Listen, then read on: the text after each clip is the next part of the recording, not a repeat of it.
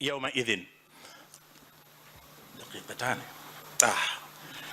أما ما يتعلق بالتهجي ومرحلة البداية فقد ذكر الإخوة شيئا شبيها بذلك، لكن أزيد أنهم كانوا يتفننون في مراحل التهجي.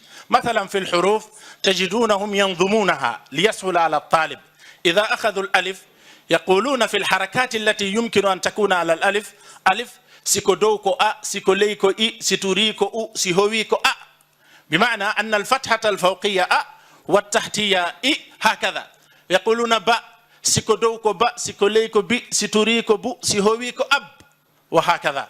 ويسمون الحروف بما تشتبه عند الطفل، بما يمكن أن يرتسخ عند الطفل.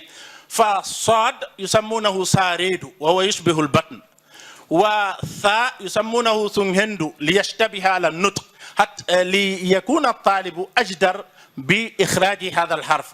ثم عندنا الألقاب.